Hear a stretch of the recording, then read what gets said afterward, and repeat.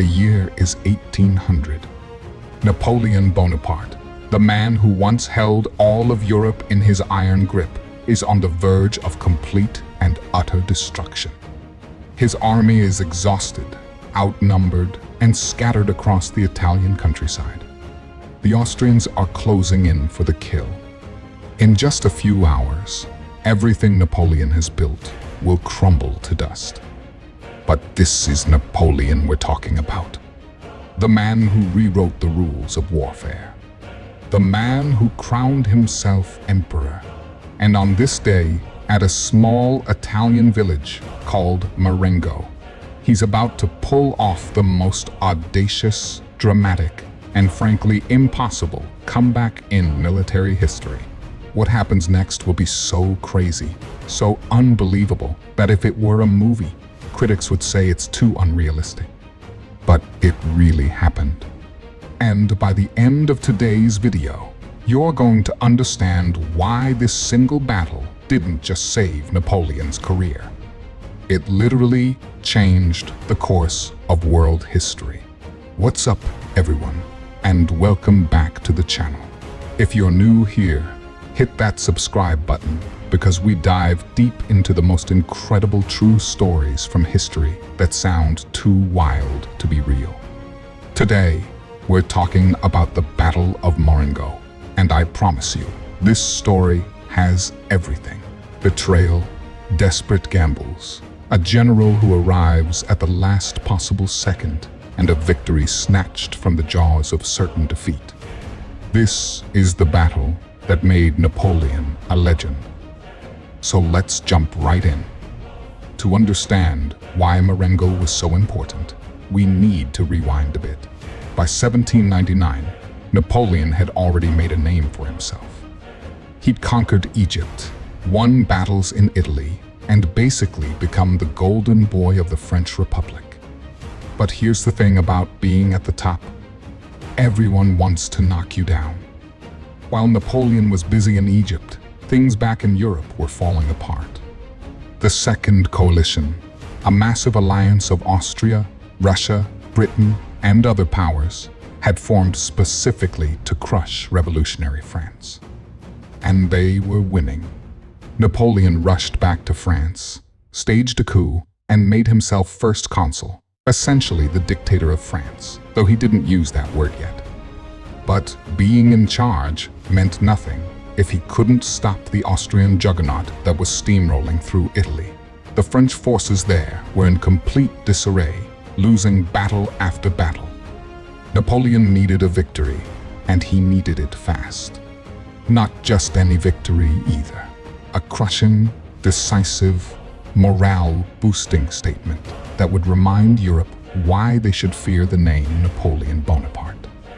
So in the spring of 1800, Napoleon gathered an army of about 40,000 men and did something absolutely insane. He marched them over the Alps. Yes, the actual Alps. Those massive, snow-covered mountains that were supposed to be impassable for a large army. Napoleon didn't care about supposed to be. He had artillery pieces dragged up mountainsides, troops marching through treacherous passes, and somehow, against all odds, he got his entire army into Italy without the Austrians even knowing he was coming. It was bold. It was brilliant. It was classic Napoleon. The Austrians, led by the veteran commander Baron Michael von Melas, were caught completely off guard. Suddenly, Napoleon's army was behind them, cutting off their supply lines and threatening their entire position in Italy. Melas knew he had to act fast. The stage was set for a confrontation, and it would happen near a small village called Marengo, about 3 miles southeast of the city of Alessandria. Now, here's where things get interesting. Napoleon, confident as always, made a critical mistake. He thought the Austrians were retreating, trying to escape back to their fortresses. So he divided his army, sending detachments in different directions to cut off what he believed were escape routes. On the morning of June 14, 1800, Napoleon had only about 28,000 troops actually at Marengo. The rest were scattered miles away. But Melas wasn't retreating. He was attacking. At 9 in the morning, the Austrian army, over 30,000 strong with superior numbers and nearly 100 artillery pieces, came pouring out of Alessandria like an avalanche. The French were caught completely by surprise. What Napoleon thought would be a pursuit turned into a desperate defensive battle. For the next 6 hours, the French lines were hammered relentlessly. Austrian artillery tore through French ranks. Infantry assaults pushed the French back by Bloody Yard. Napoleon's troops fought with incredible courage, but they were outnumbered and outgunned. By 3 in the afternoon, the situation was catastrophic. The French had been pushed back over 2 miles. Casualties were mounting, units were breaking. Some were already fleeing. Napoleon himself was in the thick of it, trying to rally his men, but even his presence couldn't stop the inevitable. Baron von Melas, the 70-year-old Austrian commander, was so confident of victory that he actually left the battlefield. He handed command to his chief of staff and rode back to Alessandria to write his victory dispatch to Vienna. In his mind, the battle was over. Napoleon was finished, and honestly, he had every reason to think so. The French were beaten. All that remained was the final pursuit to turn defeat into annihilation. Austrian troops were already celebrating, convinced they'd just destroyed the great Napoleon Bonaparte. Some were breaking ranks to loot. Others were exhausted from hours of fighting. The Austrian chief of staff ordered a general advance to finish off the French once and for all. But Napoleon had one card left to play. Actually, he had one man left to play: General Louis Desaix. Desaix was one of Napoleon's most trusted commanders, a brilliant tactician and a man of absolute loyalty. That morning, Napoleon had sent him away with a division of over 5,000 men to block what he thought was an Austrian escape route.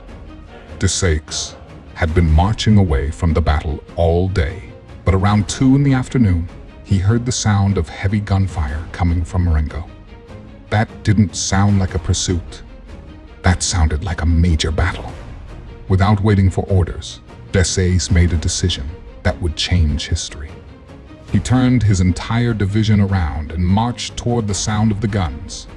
At 5 in the afternoon, just when all seemed lost, Desaix's division appeared on the battlefield like something out of a legend. Fresh troops, organized formations, and most importantly, hope. Napoleon saw them and immediately started reorganizing his battered forces. Desaix rode up to Napoleon and surveyed the disaster unfolding before them. According to legend, Napoleon said the battle was lost. Desaix checked his watch and replied with one of history's greatest lines: "Yes, but there is still time to win another." Napoleon quickly formed a plan. It was desperate, but it just might work. He would gather every available soldier, combine them with Desaix's fresh division, and launch one massive, all-or-nothing counterattack. Every reserve was thrown in. Every unit that could still fight was rallied. Napoleon even brought up his cavalry and what little artillery he had left. This was it. Everything on one roll of the dice. At 5:30 in the afternoon, Desaix led his division forward in a bayonet charge directly into the center of the Austrian advance. The timing was perfect.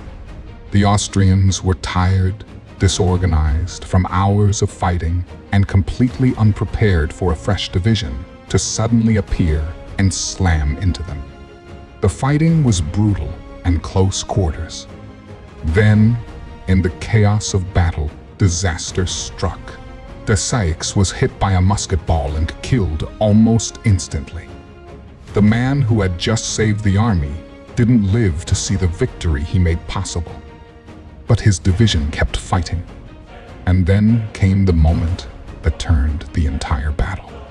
A young French cavalry officer named Francois Kellerman, not to be confused with his more famous father, saw an opportunity. An Austrian column was advancing in dense formation, perfect for a cavalry charge. Kellerman gathered about 400 cavalrymen and led them in a thunderous charge directly into the Austrian flank. At the same moment, a French artillery piece scored a direct hit on an Austrian ammunition wagon, which exploded in a massive fireball. The combination was devastating. The Austrian column, already shaken by Desaix's assault, now had cavalry crashing into their flank and explosions erupting in their ranks. Panic spread like wildfire. One Austrian unit broke, then another. Then entire formations began to collapse. What had been an orderly advance turned into chaos. The Austrian soldiers, who just minutes before had been celebrating victory, were now fleeing in terror. Napoleon saw the Austrian line wavering and ordered a general advance. His entire army, battered and exhausted, but suddenly filled with desperate hope, surged forward. The Austrians, tired from a full day of fighting and psychologically shattered by the sudden reversal, couldn't hold. Their retreat turned into a rout. By the end of the day, the Austrian army was streaming back toward Alessandria in complete disorder. Baron von Melas couldn't believe the reports coming in. He'd left a one battle and returned to find his army destroyed. The Austrians had lost nearly 10,000 men killed, wounded, or captured. The French casualties were similar, but they held the field. Napoleon had won, against all odds, despite being outnumbered, despite being on the verge of annihilation. He had pulled off one of the most dramatic comebacks in military history. The next day, Melas requested an armistice. Within weeks, Austria signed a treaty giving up most of northern Italy to France. The Second Coalition began to crumble. Napoleon's position as First Consul was now unassailable. 4 years later, he would crown himself Emperor of France, all because of what happened at Marengo. But here's what makes this battle truly fascinating. It was won by the narrowest of margins. If Desaix had been just an hour later, the French army would have been destroyed. If Kellerman hadn't made that cavalry charge at precisely the right moment, the counterattack might have failed. If that Austrian ammunition wagon hadn't exploded when it did, the psychological shock that broke the Austrian army might never have happened. Victory hung on a knife's edge, and everything had to go exactly right in those final minutes for Napoleon to win. Napoleon understood this better than anyone. He knew he'd gotten lucky. So he did what all great leaders do. He controlled the narrative. In his official reports and later memoirs, he downplayed the desperate nature of the battle. He made it sound like everything had gone according to plan, like Desaix's arrival was perfectly timed rather than a fortunate accident, like he'd always been in control. He turned a chaotic, nearly lost battle into a story of strategic genius. And it worked. Marengo became one of the legendary victories that built the Napoleon myth. The battle also had a strange cultural impact. Napoleon loved it so much that he allegedly had his chef create a dish to commemorate the victory.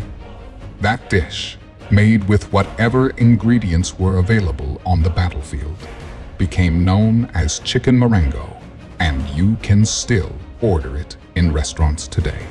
Napoleon even named one of his horses Marengo, and that horse carried him through many later campaigns, including Waterloo.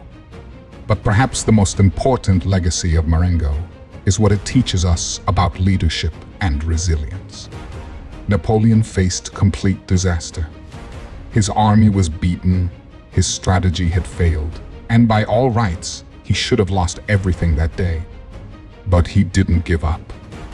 He kept fighting, kept looking for opportunities, and when Desaix appeared, he seized that chance with both hands. He showed that battles, and by extension many challenges in life, aren't over until they're actually over. There's always time to win another, as Desaix said. So there you have it, the Battle of Marengo, Napoleon's greatest comeback. A battle that was lost, then won, in the space of an hour. A battle that secured Napoleon's power and changed the map of Europe. And a battle that reminds us why history is so much more interesting than fiction. Because you literally cannot make this stuff up. If you enjoyed this deep dive into one of history's most incredible battles, make sure to smash that like button and subscribe for more amazing historical content. Drop a comment below and let me know what other battles or historical events you want me to cover next. Should we talk about Waterloo, where Napoleon's luck finally ran out? Or maybe Austerlitz, his greatest masterpiece? Let me know what you think. And remember, history isn't just about memorizing dates and names. It's about understanding the real people, the real decisions, and the real drama that shaped our world. Thanks for watching, and I'll see you in the next video.